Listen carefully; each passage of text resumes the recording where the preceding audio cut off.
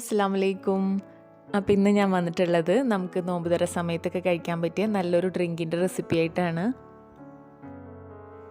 ഇതുണ്ടാക്കാനായിട്ട് നമുക്ക് ജ്യൂസറിൻ്റെ ആവശ്യമൊന്നുമില്ല. ഇതിലേക്ക് 2 ഗ്ലാസ് പാലാണ് ആവശ്യമുള്ളത്. അതൊന്ന് തിളപ്പിക്കാനായിട്ട് വെക്കാം. ഇനി ഇതിലേക്ക് കസ്റ്റർഡ് പൗഡറാണ് വേണ്ടത്. അത് ആ പാല് തിളച്ച് വരുന്ന സമയം കൊണ്ട് നമുക്കൊന്ന് മിക്സ് ചെയ്തെടുക്കാം. നമുക്കൊരു 3 ടീസ്പൂൺ കസ്റ്റർഡ് പൗഡർ കുറച്ച് പാലും കൂടി ഒഴിച്ചിട്ട് കട്ടകളൊന്നുമില്ലാതെ മിക്സ് ചെയ്തെടുക്കാം.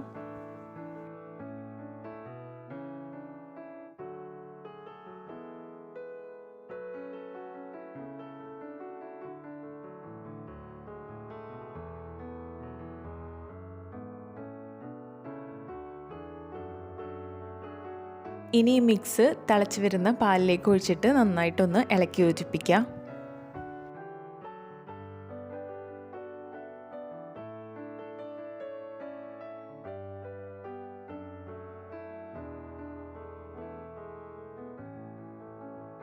ഇത് പെട്ടെന്ന് തന്നെ തിക്കായിട്ട് വരും കേട്ടോ. ഒരുപാട് സമയമൊന്നും ആവശ്യമൊന്നുമില്ല.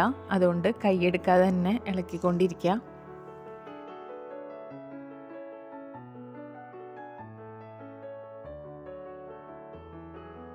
ഇപ്പോൾ ഇത് അത്യാവശ്യം തിക്കായി വരുന്നുണ്ട്. ഇനി ഇതിലേക്ക് ഒരു 1/4 കപ്പ് പഞ്ചസാര കൂടി ചേർത്ത് കൊടുക്കാം.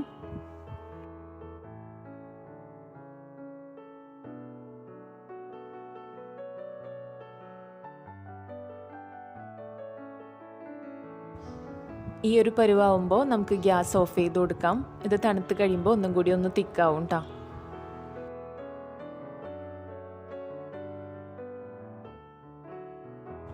ഇനി ഇതിലേക്ക് നമ്മൾ കസ്കസ് ചേർത്ത് കൊടുക്കുന്നുണ്ട്. അതിന് വേണ്ടിയിട്ടൊരു ബൗളിലേക്ക് 1 ടീസ്പൂൺ കസ്കസ് ഇട്ടതിന് ശേഷം കുറച്ച് വെള്ളം ഒഴിച്ചിട്ട് അതൊന്ന് കുതിരാനായിട്ട് വയ്ക്കാം.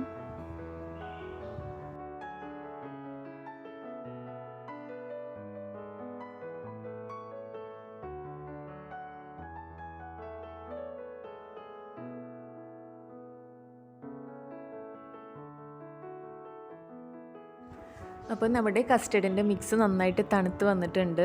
ഇനി ഇതിലേക്ക് ഞാൻ കുറച്ച് പഴമാണ് ചേർത്ത് കൊടുക്കുന്നത്. ഞാനിവിടെ ഞാലിപ്പൂവിൻ്റെ പഴം ചെറുതായിട്ട് അരിഞ്ഞിട്ട് അതാണ് ചേർത്ത് കൊടുക്കുന്നത്. നമുക്കിതിൽ പഴത്തിന് പകരമായിട്ട് ഇഷ്ടമുള്ള ഫ്രൂട്ട്സൊക്കെ ചേർത്ത് കൊടുക്കാം കേട്ടോ. പക്ഷെ പഴം ചേർക്കുമ്പോഴാണ് കുറച്ചും കൂടി ടേസ്റ്റ് ഉണ്ടാവുക. ഇനി പഴമൊക്കെ ചെറുതായിട്ടൊന്ന് ഉടഞ്ഞ് വരുന്നവരെ നന്നായിട്ടൊന്ന് ഇളക്കിക്കൊണ്ടിരിക്കാം. വേണമെങ്കിൽ നമുക്ക് കൈ വെച്ചിട്ട് പഴമൊന്ന് ചെറുതായിട്ട് ഉടച്ചു കൊടുക്കാം കേട്ടോ.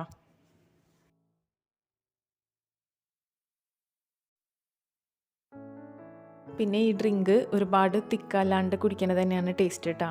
അപ്പോൾ അതുകൊണ്ട് തന്നെ ഞാൻ ഇത്തിരിയും കൂടി ഒന്ന് പാൽ ഒഴിച്ചു കൊടുക്കുന്നുണ്ട്. ഏകദേശം ഒരു 1/4 കപ്പ് പാല് ഇതിലേക്ക് ഒഴിച്ചു കൊടുത്തിട്ടൊന്ന് മിക്സ് ചെയ്തെടുക്കുന്നുണ്ട്.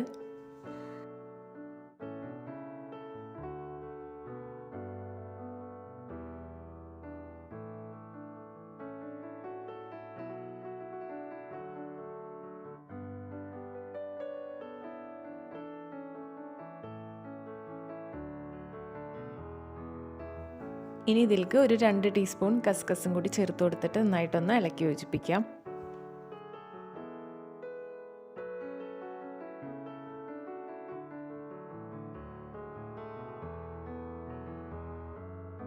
അപ്പോൾ നമ്മളുടെ അടിപൊളിയായിട്ടുള്ള കസ്റ്റർഡ് ഡ്രിങ്ക് ഇവിടെ റെഡി ആയിട്ടുണ്ട്. ഇനി ഇത് ഫ്രിഡ്ജിൽ വെച്ച് നന്നായിട്ട് തണുപ്പിച്ചതിന് ശേഷം കുറച്ച് ഐസ് ക്യൂബ്സും കസ്കസൊക്കെ ഇട്ടിട്ട് നമുക്ക് സെർവ് ചെയ്യാം.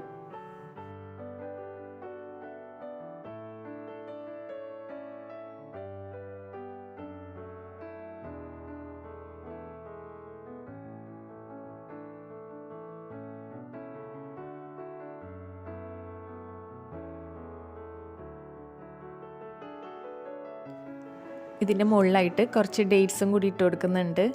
അപ്പോൾ നമ്മുടെ ചൂട് സമയത്തും നോമ്പുതുറ സമയത്തൊക്കെ കഴിക്കാൻ പറ്റിയ ഒരു അടിപൊളി ഡ്രിങ്ക് തന്നെയാണ്. അപ്പോൾ ഇതെല്ലാവരും ഒന്ന് ട്രൈ ചെയ്ത് നോക്കാം കേട്ടോ.